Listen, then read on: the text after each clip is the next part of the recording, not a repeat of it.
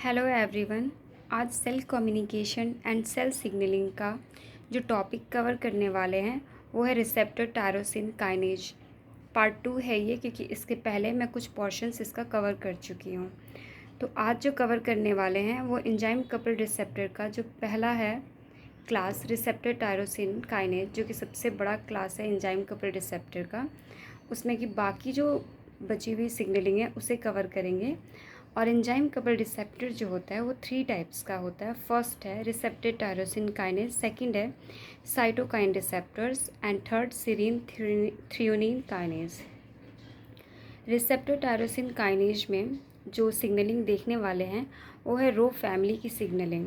रो family actually में कराती है सेल मूवमेंट और सेल एडहेजन। सेल एडहेजन का मतलब होता है सेल की अटैचमेंट, अपने आसपास की सराउंडिंग सेल से अटैचमेंट करना। तो जो रो की सिग्नलिंग है ये एक्टिवेट होती है जीपीसीआर से भी और आरटीके से भी। तो इसमें तो हम आरटीके को कवर कर रहे हैं, जीपीसीआर के बारे में हमने ऑलरेडी पूरा कवर कर लिया है। इसमें जो लीगेंड है फॉर सेल मूवमेंट वो लीगेंड है एफ्रिन फैमिली।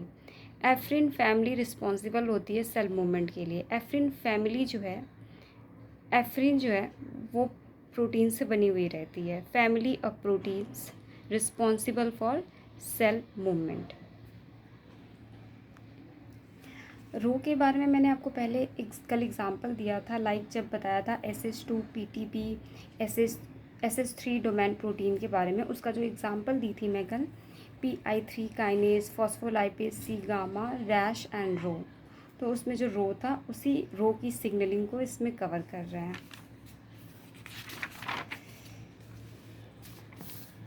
रो फैमिली सिग्नलिंग जो कि एफ्रिन के थ्रू ही होती है, एफ्रिन सिग्नलिंग के थ्रू ही होती है।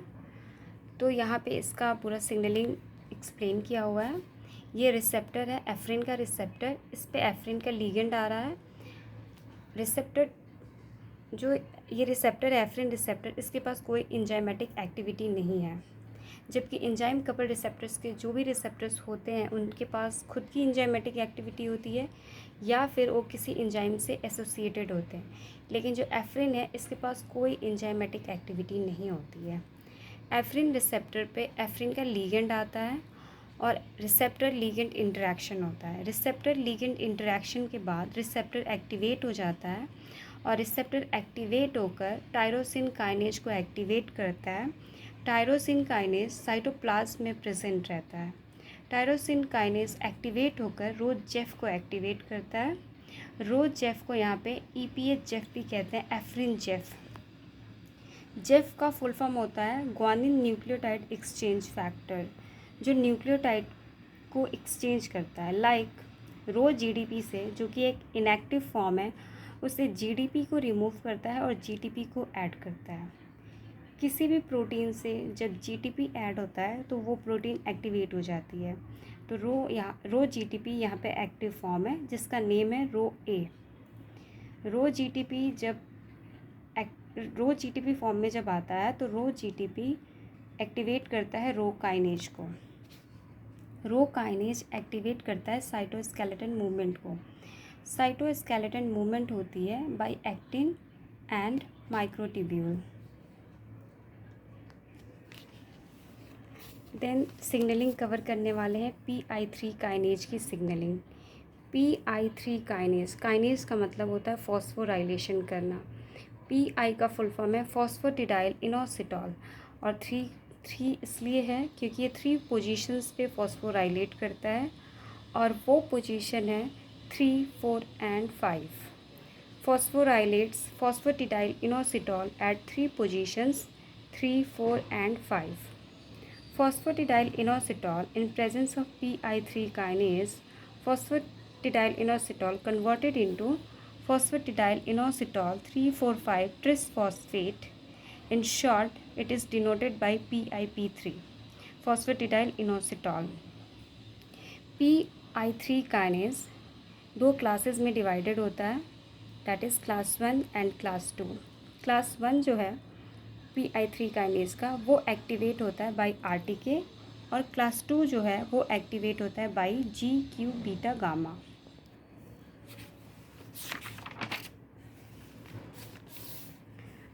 अब सिग्नलिंग देखने वाले हैं PI3 काइनेज AKT सिग्नलिंग को। ये मेनली होती है सेल सर्वाइवल के लिए। पहले तो हमने सेल की मूवमेंट की सिग्नलिंग देख ली, अब सेल सर्वाइवल की सिग्नलिंग को कवर करेंगे। AKT का मतलब होता है प्रोटीन काइनेज B। ये सिग्नलिंग होती है सेल सर्वाइवल की। इसमें जो लीगेंड होता है वो ग्रोथ फैक्टर होता है, इंसुलिन और इंसुलिन लाइक ग्रोथ फैक्टर। यहाँ रिसेप्टर पे लीगेंड आता है और रिसेप्टर लीगेंड इंटरेक्शन होता है। रिसेप्टर टायरोसिन काइनेज एक्टिवेट होता है after interaction of ligand and receptor. Receptor tyrosine kinase activate करता है PI3 काइनेज को। फॉस्फेटिडाइल इनोसिटॉल 3,4,5 ट्रिसफॉस्फेट काइनेज एक्टिवेट होता है। ये एक्टिवेट होकर PI को कन्वर्ट कर देता है PIP3 में, फॉस्फेटिडाइल इनोसिटॉल 3,4,5 ट्रिसफॉस्फेट। PIP3 एक डॉकिंग साइट है। डॉकिंग साइट का मतलब जहाँ बहुत सारे मॉलिक्यूल्स आकर बाइंड करते हों। तो यहाँ आकर बाइंड करता है AKT जो कि प्रोटीन काइनेज B है, और PDKI एक काइनेज है। इसका फुल फॉर्म होता है PDKI का फॉस्फेटिडाइल इनोसिटॉल डिपेंडेंट काइनेज। ऐसा फॉस्फेटिडाइल जो कि काइनेज पे डिपेंड हो। तो AKT और PDKI जब बाइंड करता है PIP3 से, तो PDKI फॉस्फोराइलेट करता है और एक्टिवेट करता है AKT को। PDKI phosphorylates and activate AKT। तो जब PDKI फॉस्फोराइलेट हो जाता है और एक्टिवेट करता है AKT को, तो AKT then after activation phosphorylate करता है और इनएक्टिवेट कर देता है TSC2 को। TSC2 एक प्रोटीन होता है। जब TSC2 इनएक्टिवेट हो जाता है तो एक्टिवेट करता है रेब को। रेब जब एक्टिवेट होता है तो एक्टिवेट करता है mTOR को और TOR को। mTOR मैमेलियन टॉर होता है और TOR ईस्ट में कहते हैं। तो एक्टिवेट जब होता है mTOR और TOR तो सेल की सर्वाइवल होती है। जब ग्रोथ फैक्टर का प्रेजेंस होता है लाइक इंसुलिन और इंसुलिन लाइक ग्रोथ फैक्टर, तो TSC2 जो प्रोटीन है वो इनएक्टिव हो जाता है। जब TSC2 इनएक्टिव हो जाता है तो रैब एक्टिवेट होता है। रैब एक्टिवेट होकर mTOR को एक्टिवेट करता है। mTOR और TOR जब एक्टिवेट होता है तो बाइंड करता है BAD से। BAD एक प्रो एपोप्टोटिक जीन है। BAD से जब बाइंड करता है तो एपोप्टोसिस को प्रमोट करता है और एक्टिवेट कर apoptotic gene apoptotic inhibitory protein को रिलीज़ कर देता है। जब mTOR BAD से बाइंड करता है तो एपोप्टोटिक इनहिबिटरी प्रोटीन को रिलीज़ कर देता है mTOR से। जब एपोप्टोटिक जीन रिलीज़ हो जाती है तो एपोप्टोसिस इनहिबिट हो जाता है और सेल सर्वाइव कर जाता है। मीन्स मैं अगेन आपको बता रही हूँ, ग्रोथ फैक्टर की जब प्रेजेंस होती है तो TSC2 इनएक्टिव हो जाता है। TSC2 जब इनएक्टिव होता है तो रैब एक्टिवेट होता है। रैब एक्टिवेट होके mTOR को एक्टिवेट करता है। mTOR देन बाइंड करता है BAD से। BAD देन एपोप्टोटिक जीन को रिलीज़ कर देता है अपने से। जब एपोप्टोटिक जीन रिलीज़ हो जाती है तो एपोप्टोसिस इनहिबिट हो जाता है।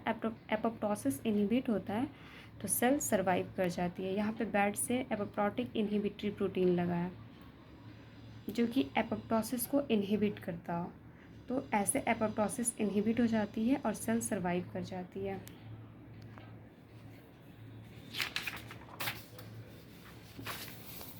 जब ग्रोथ फैक्टर एब्सेंट होता है तो TSC2 जो प्रोटीन है वो एक्टिवेट होता है, और जब प्रोटीन ये एक्टिवेट होती है तो रैब इनएक्टिव होती है। रैब इनएक्टिव होती है तो mTOR इनएक्टिव होता है। mTOR देन एपोप्टोटिक जीन को एक्टिवेट कर देता है। एपोप्टोटिक जीन नहीं, एपोप्टोटिक प्रोटीन को एक्टिवेट करता है। एपोप्टोटिक प्रोटीन जब एक्टिवेट होता है तो सेल की डेथ हो जाती है। mTOR मैमेलियन टॉर होता है, TOR ईस्ट में कहते हैं, और TOR का फुल फॉर्म होता है target of rapamycin. Thank you.